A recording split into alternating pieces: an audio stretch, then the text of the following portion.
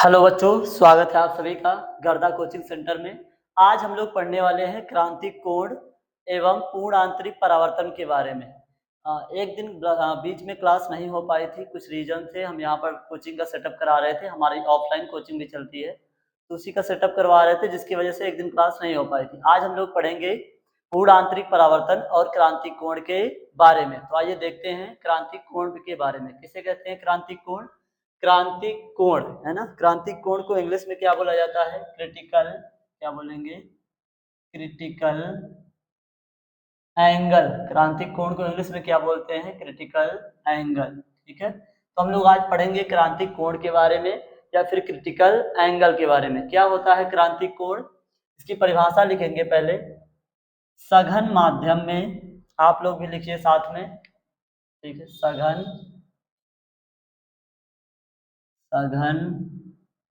माध्यम में, सघन माध्यम में आपतन कोण, सघन माध्यम में आपतन कोण का वह मान, आपतन कोण का वह मान जिसके लिए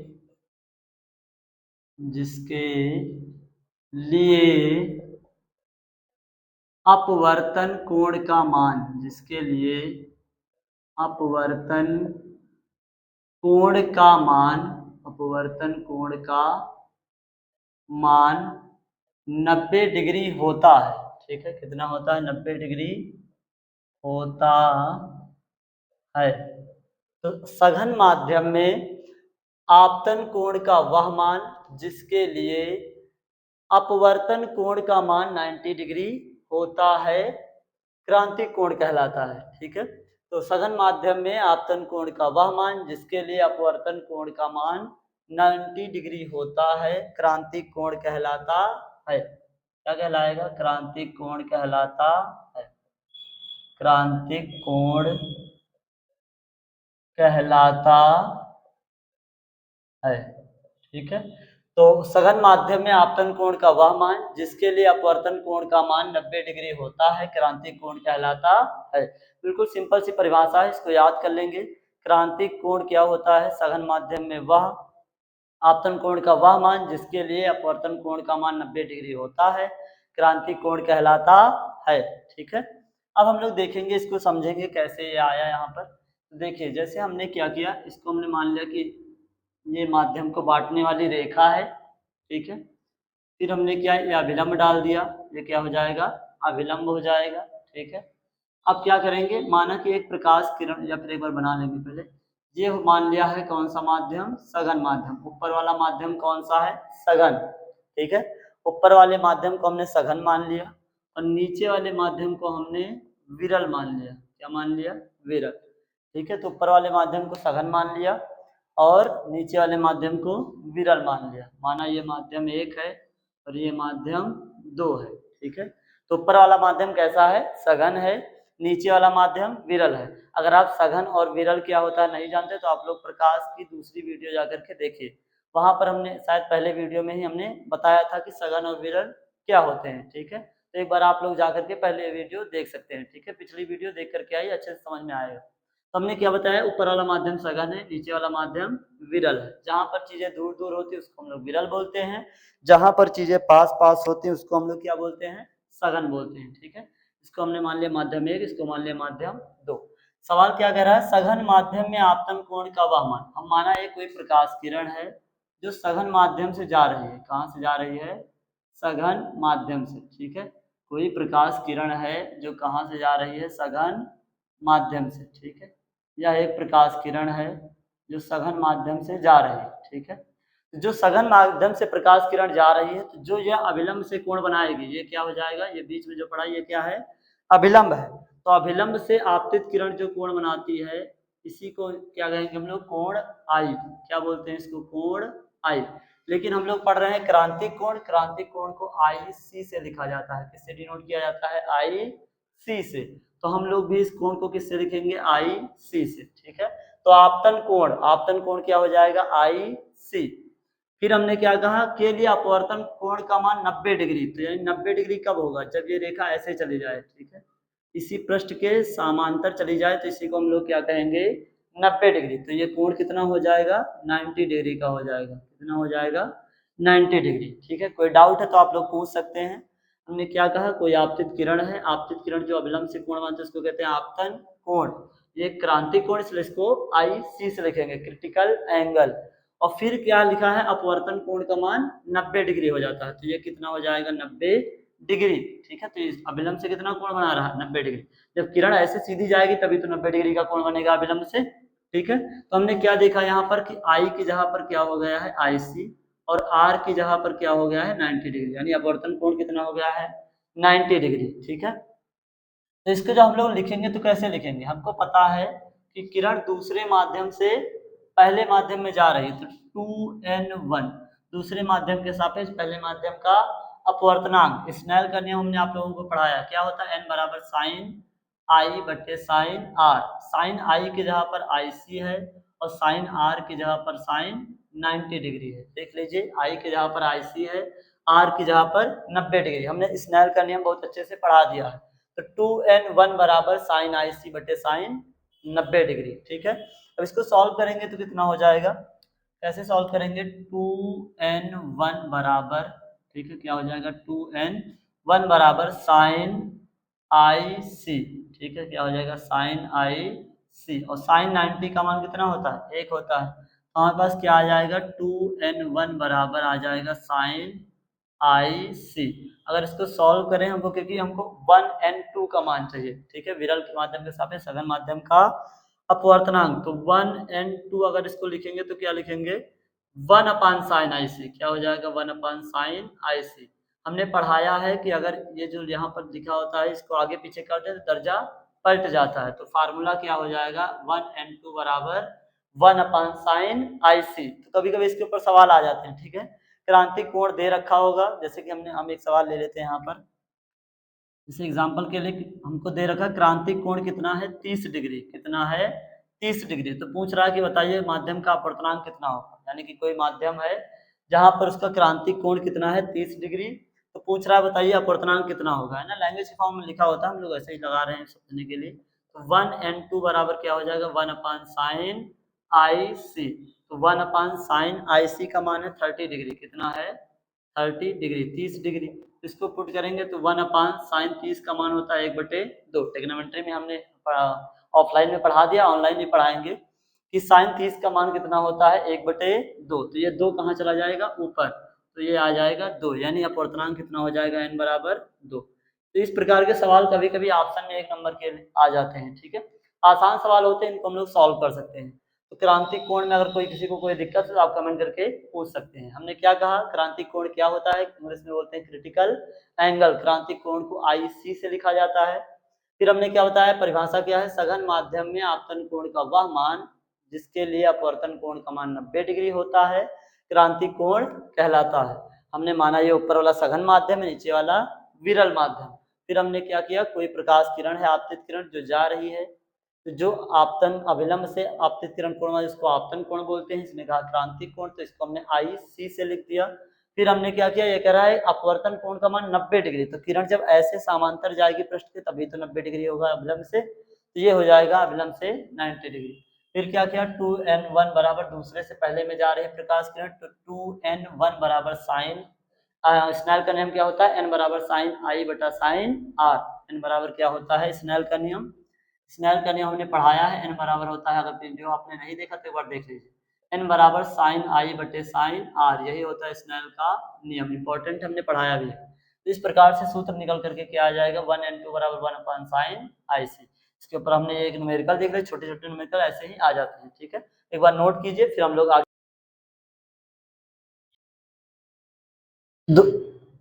चलिए दोस्तों, देखते हैं हम लोग पूर्ण आंतरिक परावर्तन। हमने अभी बताया क्रांतिक कोण के बारे में, अब हम लोग पढ़ेंगे पूर्ण आंतरिक परावर्तन के बारे में। क्रांतिक कोण में हमने क्या पढ़ा कि सघन माध्यम में वह आपतन कोण जिसके लिए अपवर्तन कोण का मान 90 डिग्री होता है, उसी को हम लोग क्या कहते हैं, क्रांतिक कोण।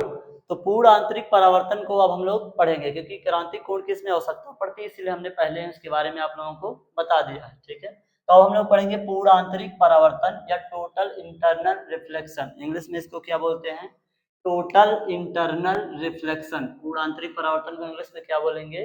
Total internal reflection. क्या होता है पूर्ण आंतरिक परावर्तन? पहले इसकी परिभाषा लिखते हैं फिर समझते हैं, ठीक है। तो लिखेंगे हम लोग, प्रकाश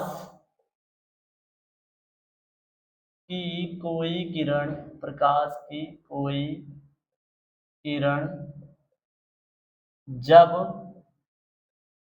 प्रकाश की कोई किरण जब सघन माध्यम से, सघन माध्यम से विरल माध्यम में, विरल माध्यम में जाती है, कहाँ जाती है?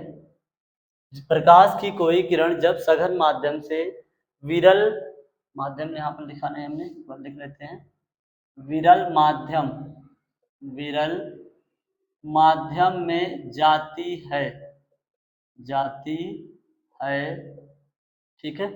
प्रकाश की कोई किरण जब सघन माध्यम से विरल माध्यम में जाती है तो अपवर्तन कोण का मान, तो अपवर्तन कोण का, अपवर्तन कोण का मान, अपवर्तन कोण का मान, अपवर्तन कोण का मान आपतन कोण से अधिक होता है। किससे अधिक होता है? आपतन कोण से अधिक होता है, आपतन कोण से अधिक होता है, ठीक है। किससे अधिक होता है? आपतन कोण से अधिक होता है, ठीक है। तो प्रकाश की कोई किरण जब सघन माध्यम से विरल माध्यम में जाती है तो अपवर्तन कोण का मान आपतन कोण से अधिक होता है, ठीक है।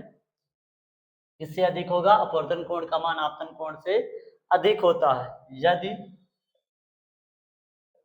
यदि सघन माध्यम में, यदि सघन माध्यम में आपतन कोण का मान बढ़ाते जाएं, यदि सघन माध्यम में आपतन कोण का मान बढ़ाते जाएं, क्या करते जाएं? बढ़ाते जाएं, ठीक है, बढ़ाते जाएं तो एक स्थिति ऐसी आती है, एक स्थिति ऐसी आती है, आती है जब अपवर्तित किरण, जब अपवर्तित किरण,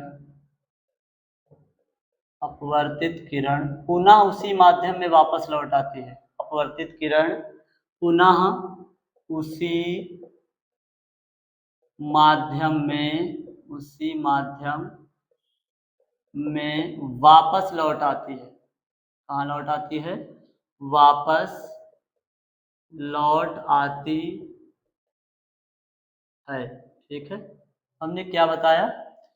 प्रकाश की कोई किरण जब सघन माध्यम से विरल माध्यम में जाती है तो अपवर्तन कोण का मान आपतन कोण से अधिक होता है। यदि सघन माध्यम में आपतन कोण का मान बढ़ाते जाएं तो एक स्थिति ऐसी आती है जब अपवर्तित किरण पुनः उसी माध्यम में वापस लौट आती है, ठीक है।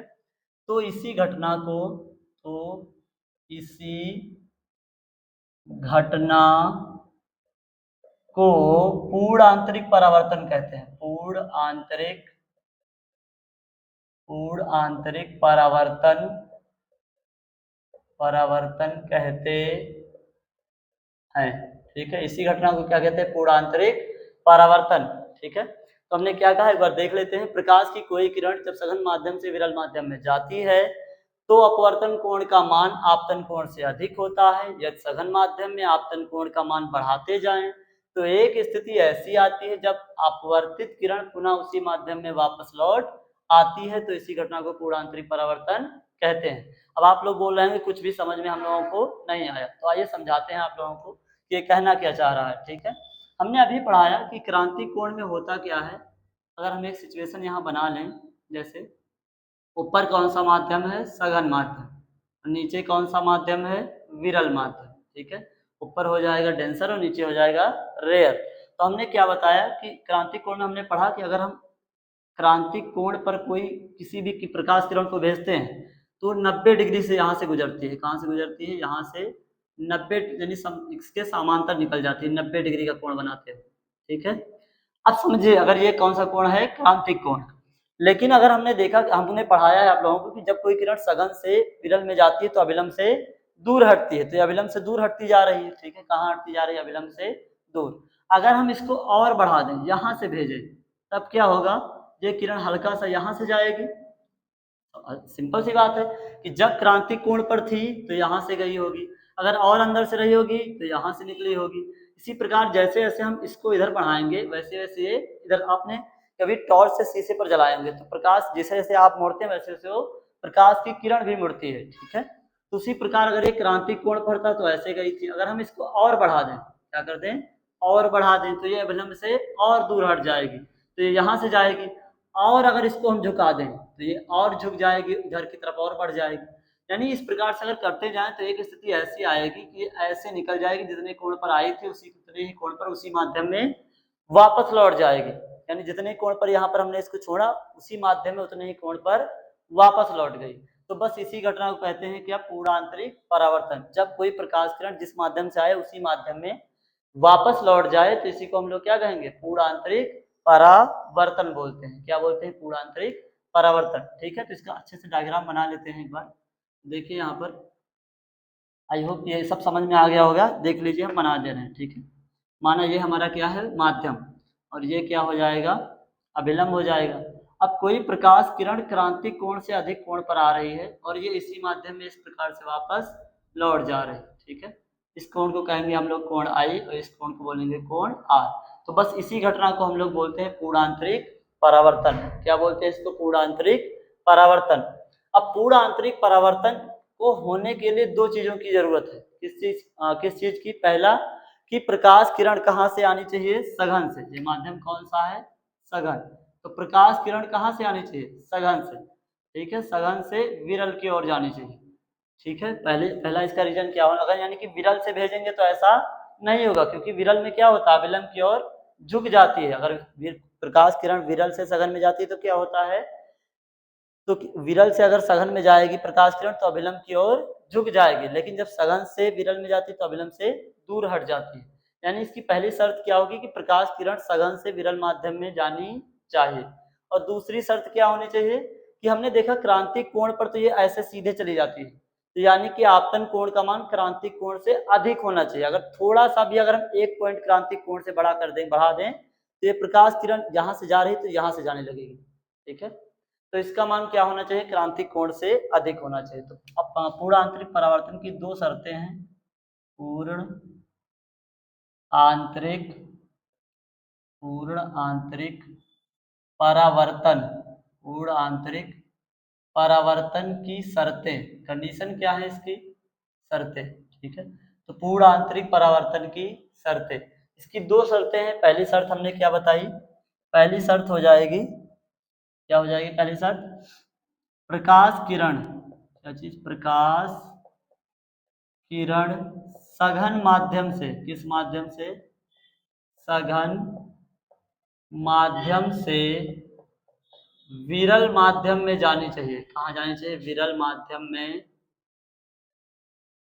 विरल माध्यम में जानी चाहिए, जानी चाहिए।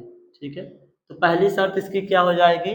कि प्रकाश किरण सघन माध्यम से, सघन डेंसर से रेयर में जानी चाहिए, तभी ये होगा। ठीक है, तो प्रकाश किरण सघन माध्यम से विरल माध्यम में जानी चाहिए। और दूसरी शर्त क्या हो जाएगी? आपतन कोण का मान, किसका मान? आपतन कोण का मान क्रांतिक कोण से अधिक होना चाहिए। किससे अधिक होना चाहिए? क्रांतिक कोण से, क्रांतिक कोण से अधिक होना चाहिए, अधिक होना चाहिए। ठीक है, तो क्रांतिक कोण का मान, आपतन कोण का मान क्रांतिक कोण से अधिक होना चाहिए। और दूसरी पहली शर्त क्या है? प्रकाश किरण सघन माध्यम से विरल माध्यम में जानी चाहिए। ठीक है, तो ये दो इसकी क्या हो जाएंगी, शर्तें हो जाएंगी। ठीक है, अगर जब तक ये दो शर्तें फुलफिल आप नहीं करेंगे तब तक पूर्ण आंतरिक परावर्तन की घटना संभव नहीं है। ठीक है, तो अब हम लोग देख लेते हैं इसके एग्जाम्पल। ठीक है, इसके उदाहरण इंपॉर्टेंट है, पूछे जाते हैं। ठीक है, बहुत बार पेपर में पूछे गए हैं। ठीक है, तो इसके एग्जाम्पल देख लेते हैं। और पूर्ण आंतरिक परावर्तन इंपॉर्टेंट है, अच्छे से याद कर लीजिएगा, क्लास 10th में हो या फिर 12th में हो, दोनों लोगों के लिए इंपॉर्टेंट है। ठीक है, उदाहरण क्या हो जाएगा, जैसे आपने सुना होगा हीरे का चमकना, हीरे का चमकना। तो हीरा किस घटना पर आधारित है, किस घटना पर चमकता है, पूर्ण आंतरिक परावर्तन पर। ठीक है, तो हीरे का चमकना। दूसरा क्या हो जाएगा, जल में पड़ी, जल में पड़ी परख नली का चमकना, परख नली का चमकना। ठीक है, एक एक समझेंगे अभी हम लोग। तो सबसे पहले बता देते हैं हम, जैसे हमने कहा हीरे का चमकना, हीरा किस घटना पर आधारित है, किस कारण से चमकता है, पूर्ण आंतरिक परावर्तन के कारण। हीरे की जो बनावट होती है कुछ ऐसी होती है जिससे प्रकाश किरण एक बार उसके अंदर इंटर कर जाती है तो निकल नहीं पाती है, उसी के अंदर उसका पूर्ण आंतरिक परावर्तन बार बार बार बार होता रहता है और टकराती रहती है बार बार, जिससे हमको हीरा चमकता हुआ दिखाई पड़ता है। तो हीरे का चमकना किस घटना पर आधारित है, पूर्ण आंतरिक परावर्तन की घटना पर। एक नंबर में पूछा जाता है कि हीरे का चमकना किस घटना पर आधारित है, पूर्ण आंतरिक परावर्तन की घटना पर। इसी प्रकार जल में पड़ी परखनली का चमकना, परखनली आपने देखा होगा, केमिस्ट्री की लैब में जाएंगे तो वहाँ पर एक टेस्ट ट्यूब होती है जिसको हम लोग परखनली बोलते हैं। तो वो जो होती है अगर उसको जल में डाल देते हैं तो चमकती है, तो इसका कारण भी क्या हो जाएगा, पूर्ण आंतरिक परावर्तन। इसी प्रकार अगला क्या हो जाएगा, कांच में पड़ी, कांच में पड़ी दरार का चमकना, कांच में पड़ी दरार का चमकना। ठीक है, तो कांच में पड़ी दरार का चमकना।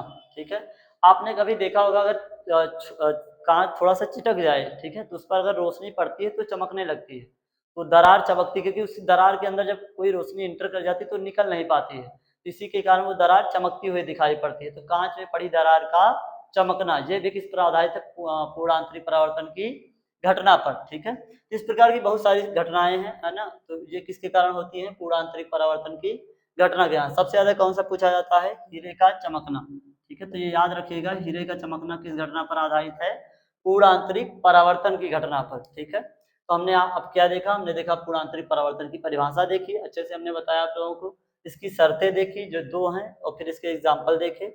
आप लोग अच्छे से इसको याद कर लीजिएगा। मिलते हैं कल की क्लास में, बाकी लोगों तक शेयर कीजिए, अपना सपोर्ट बना कर रखिए। ठीक है, आप लोग बता रहे थे कि लाइट की समस्या है इसलिए हमने लाइट बढ़ाई है। ठीक है, आप लोग कमेंट करके बताइएगा कि आप क्या प्रॉपर तरीके से दिख रहा है वीडियो, अच्छे से क्वालिटी मतलब दिख रही है कि नहीं दिख रही है। हमने लाइट बढ़ा दी है, जो भी ये समस्या है आप बता सकते हैं। ठीक है, मिलते हैं कल की क्लास में, तब तक के लिए रिविजन करते रहिए, नोट्स अच्छे से बना लीजिए। मिलेंगे कल के वीडियो में, तब तक के लिए धन्यवाद दोस्तों।